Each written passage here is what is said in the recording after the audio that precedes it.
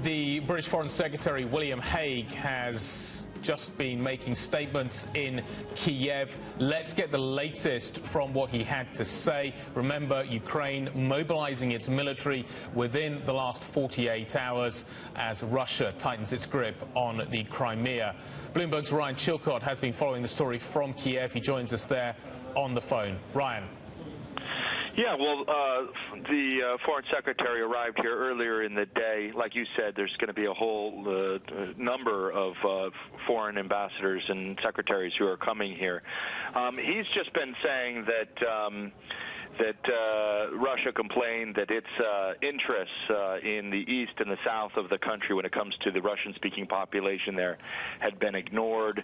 Of course, first and foremost, he's saying that he's in Ukraine to express his support for Ukraine's sovereignty.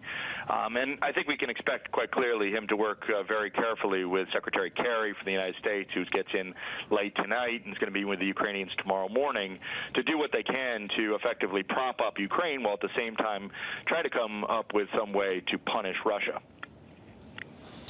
Bring us up to speed as well with what the latest military situation is. Clearly a mobilization has taken place over the weekend, but it's not clear who's on whose side.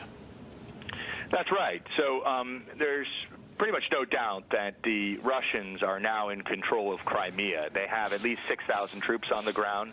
They're working with a Russian-speaking militia there.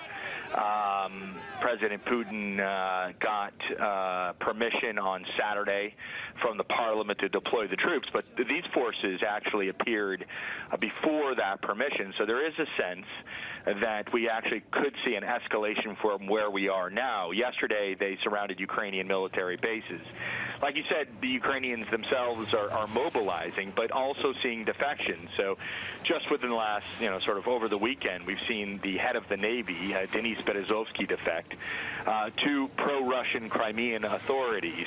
Ironically, just one day after he was put into the job, after his predecessor was fired over concerns about his loyalty. So clearly, that's one of the reasons why we are hearing people describe the events in Crimea as a Russian-inspired coup.